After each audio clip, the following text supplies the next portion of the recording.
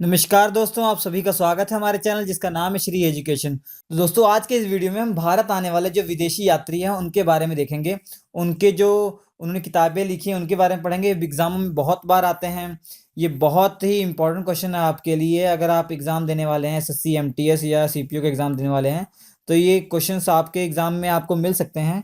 और यही वही क्वेश्चन होंगे जो दूसरों से आपको एग्ज़ाम में डिफरेंट करेंगे। मतलब ये इस टाइप के क्वेश्चन होते हैं कि लगभग मोर देन 50% स्टूडेंट ऐसे क्वेश्चंस पढ़ते नहीं हैं, मगर एग्ज़ाम में ये लगभग आ ही जाते हैं। तो अगर आप इसे करके जाते हैं तो आप ये मान के चलिए कि आप दूसरे स्टूडेंट से डिफरेंट होंगे कुछ। देखिए, भारत आने वाले जो प्रमुख विदेशी यात्री थे वो केवल 5 या 6 इम्पोर्टेंट है जो एग्ज़ाम में आते हैं, 6-7 एग्ज़ाम में आते हैं, वही हम देखेंगे। वही रिपीटेड क्वेश्चन है, वही आते हैं और उनके बारे में हम पढ़ेंगे पूरा। देखिए, जो पहला वो यात्री है वो है मैगस्थनीज। जो है मैगस्थनीज, ये यूनान का रहने वाला था। ये यूनानी था एक।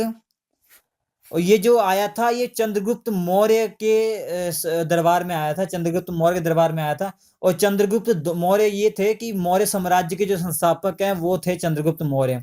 चंद्रगुप्त मौर्य जो थे वो मौर्य साम्राज्य के संस्थापक थे। और चंद्रगुप्त मौर्य पे ये भी क्वेश्चन आता है, आपसे पूछा जाता है कि इनके गुरु का क्या नाम है। इनके गुरु का नाम है चाणक्य। इनके गुरु का जो नाम था वो चाणक्य था। चंद्रगुप्त मौर्य जो थे इनके जो बेटे थे वो बिंदुसार थे। और बिंदुसार के बेटे सभी जानते हैं वो अशोक।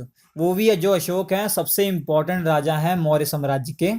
चंद्रगुप्त और जो अशोक है, इन्हीं दोनों की वजह से हम ये मौर्य साम्राज्य को हम अपने इतिहास में पढ़ते हैं। ये बहुत ही इंपॉर्टेंट राजा थे।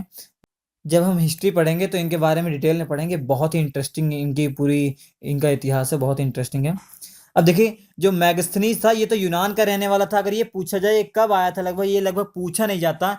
ये 305 ईसा पूर्व में लगभग आया था। 305 ईसा पूर्व में आया था। ये आपसे पूछा नहीं जाता, मतलब ये कब आया था, कैसे हो, ये नहीं पूछा जाता। जो इंपॉर्टेंट बात है मैगस्थनीज की, इसने एक किताब लिखी थी जिसका नाम था इंडिका। जो एग्जाम में पूछी भी जाती है कि इंडिका के लेखक कौन है, तो ये मैगस्थनीज थे। ये जो प्रसिद्ध किताब है इंडिका, इन्होंने लिखी थी। ठीक है, इनमें क्या लिखा गया है, इंडिका में एक्चुअली लिखा ये गया है कि जो मौर्य साम्राज्य था उसकी संस्कृति थी, उसके मतलब इन्होंने जो भी देखा मौर्य साम्राज्य में उसका वर्णन इन्होंने किया है। तो ये बहुत इंपॉर्टेंट है मैगस्थनीज।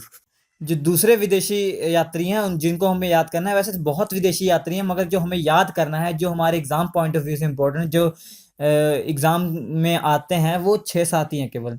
जो दूसरे नंबर हम याद करेंगे वो डाइमैक्स थे। ये सीरिया के रहने वाले थे। ये सीरिया का एक राजा था नरेश आंतियोकस। नरेश आंतियोकस उसके ये राजपूत बनकर आए थे। ये कब आए थे, जो मौर्य साम्राज्य में, ये भी मौर्य साम्राज्य में आए थे, मगर चंद्रगुप्त मौर्य का जो बेटा था बिंदुसार, उसके ये दरबार में आए थे।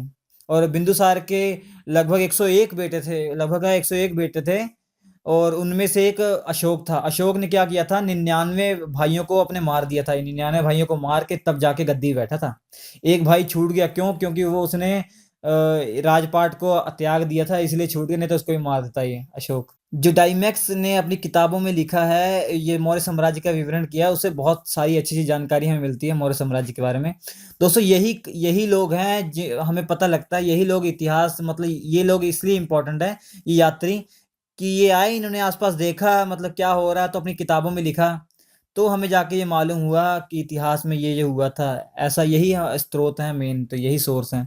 जो अगले हमें विदेशी यात्री का नाम याद रखना है, उनका नाम टॉलमी। ये भी बहुत इंपॉर्टेंट है क्योंकि इन्होंने एक किताब लिखी थी, भारत का भूगोल नाम की एक किताब लिखी थी, जिसमें भारत की स्थिति के बारे में मतलब भौगोलिक जानकारी हमें मिलती है कि भारत कहाँ पे है स्थिति, तब हमें मालूम पड़ा था। तो ये भी बहुत इंपॉर्टेंट, इनको भी हमें याद करना है। उसके बाद सबसे ज़्यादा इम्पोर्टेंट दोस्तों, सबसे ज़्यादा एग्जाम में पूछी जाने वाला एक क्वेश्चन है ये, फाहियान, जो कि चीनी यात्री था। फाहियान जो कि चीनी यात्री था, ये गुप्त नरेश चंद्रगुप्त द्वितीय, ये सेकंड, जो चंद्रगुप्त ये सेकंड जो थे, गुप्त साम्राज्य के वो राजा थे। चंद्रगुप्त सेकंड के दरबार में आया था।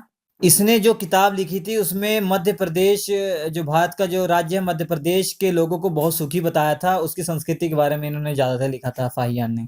क्वेश्चन ये पूछा गया था बार बार कि जो फाहियान यात्री था, जो चीनी यात्री था, वो किसके दरबार में आया था? तो ये आपको याद करना है, चंद्रगुप्त सेकंड के दरबार में, जो कि गुप्त साम्राज्य के वो राजा थे। उसके बाद जो दूसरे, ये भी इंपॉर्टेंट है, ये भी एक चीनी यात्री थे, ये हर्षवर्धन के शासनकाल में आए थे। ये लगभग भारत में 15 वर्षों तक रुके थे और 645 ईस्वी में ये चीन लौट गए थे। जिन्होंने अपना भ्रमण किया था, एक किताब का नाम है सीयूकी, नाम से वो किताब है सीयूकी, उसमें फेमस है। इन्होंने लगभग 138 देशों का विवरण किया था। इसने हर्षकालीन समाज, धर्म तथा राजनीति के बारे में वर्णन किया था, मतलब इस किताब में इसके बारे में वर्णन किया था। तो ये भी बहुत इंपॉर्टेंट है कि जो हिनसांग थे, ये चीनी यात्री थे, ये किसके काल में आए थे? तो ये हर्षवर्धन के शासनकाल में आए थे। उसके बाद देखिए, जो दोस्तों हमें याद करना है, ये अल-बरूनी को याद करना है। ये भी एक यात्री था जो भारत आया था, ये अरब से आया था, ये महमूद के साथ भारत में आया था। उसने एक किताब लिखी थी, बहुत ही फेमस किताब है, उसका नाम है किताबुल हिंद। जो हमें याद करना होता है किताब और उनके लेखक, ये उसमें से किताबें हैं, बहुत इंपॉर्टेंट किताबें, ये पूछी भी जाती हैं। किताबुल हिंद, भारत की खोज, उसको हिंदी में कहते हैं, भारत की खोज किताब में लिखी थी ये जो थे अल-बरूनी। इब्न बतूता देखिए, ये भी एक यात्री थे जो भारत आए थे। इन्होंने जो अपनी यात्रा को अरबी भाषा में लिखा है, उस किताब को रिहला कहते हैं। ये महमूद बिन तुगलक के शासनकाल में आए थे, जो कि दिल्ली सल्तनत का एक राजा था, तुगलक वंश का। ये इब्न बतूता जो था, इतना विद्वान था, इसकी विद्वानता से ये जो बिन तुगलक थे, ये खुश होके इन्होंने इसको काजी, मतलब न्यायाधीश बना दिया दिल्ली का। इन्होंने इसको न्यायाधीश बना दिया। तो ये इतने जो हमारे यात्री हैं जो भारत आए थे, ये बहुत ही इंपॉर्टेंट दोस्तों, ये आपको याद अगर हो जाए तो बहुत अच्छी बात है, क्योंकि किसी ना किसी एग्ज़ाम में आपको ये ज़रूर मिल जाएंगे।